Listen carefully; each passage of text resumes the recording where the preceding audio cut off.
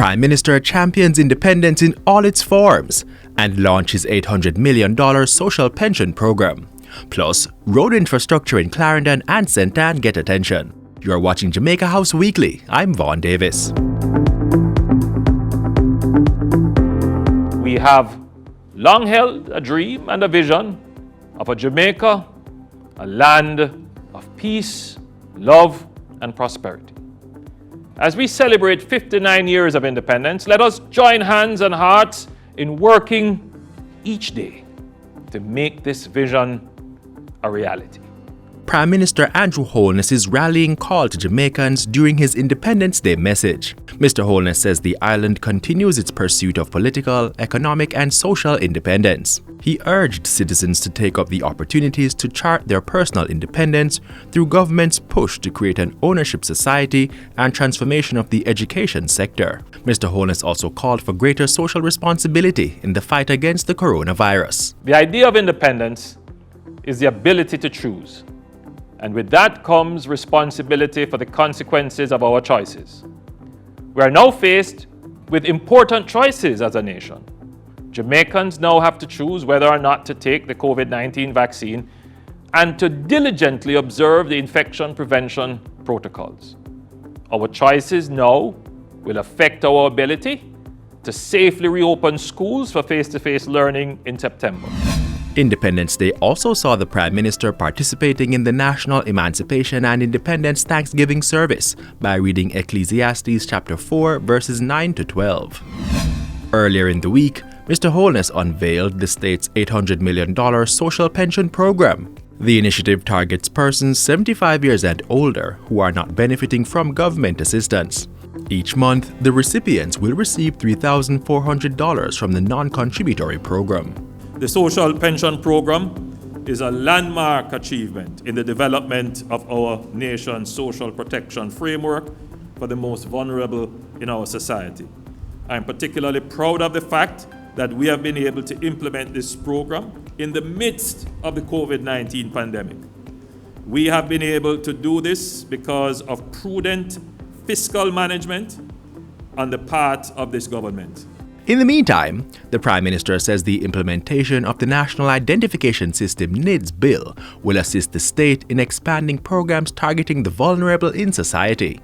Mr. Holness says the bill, which is now before Parliament, will reduce duplication and identity fraud and increase access to state resources, all while boosting the island's quest for a digital society. Behind the National Identification System is the need to be able to properly serve those persons who are in need. Because right now, you are going around with forms that people have to fill in.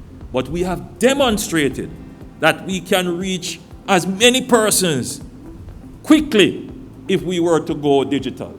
And Prime Minister Holness used the launch of the social pension program to call for greater contribution to the National Insurance Scheme (NIS). Mr. Holness made a special appeal to self-employed persons and those employers who are not paying over contributions on behalf of their employees. According to the Prime Minister, only 47% of the employed labor force actively contributes to the scheme. It means that less than half of the population aged 65 years and over would be in receipt of a pension. So you have a large part of your retired population that is not covered by NIS. Over at the Ministry of Economic Growth and Job Creation, the minister responsible for infrastructure was on the road this past week. During his visit to St. Ann, Minister Everald Warmington announced that over $400 million had been allocated to repair roads, drains, and bridges in the parish. $45 million has also been approved to commence long-standing rehabilitation work on the breakaway in the Lewis community. Other projects include $25 million to carry out urgent river training work at Sleepy Hollow near Bamboo and $8 million to effect repairs to drains in sections of Bamboo. We also have the gas station drain at Brownstone. We have the Brownstone Market drain also. They have a problem with that we looked at. You have the Barton Red Carpet Bridge that is undermined along with this Discovery Bay Bridge, and these are two other items that we'll have to look at very urgently to to ensure that the problems that we have there are corrected and the citizens of the constituency will be protected along the way. And by Thursday, Minister Warmington was in northern Clarendon to view road conditions. During the tour, he revealed a $20 million rehabilitation of the drainage system along the Colonel's Ridge roadway.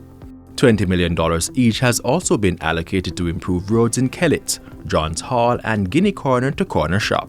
From Capias to Colonel Ridge, there were 3 major breakaways that I'm asking NWA to scope for us. You have this landslide up at Colonel Ridge to Kellett. You have breakaway at Kellett, you have McNeil to Douglas Castle, one of the mid-peak program that we did, a project, but then you have some damage there that I'm hoping that we can allocate some funds towards, and he has the Fairburn to breakaway that the MP has asked me to look at. So all of these I've asked the NWA team to scope to see how best we can include them in our rehabilitation project. And that's it for Jamaica House Weekly. Be sure to join us next time for more of the news stories coming out of the office of the Prime Minister.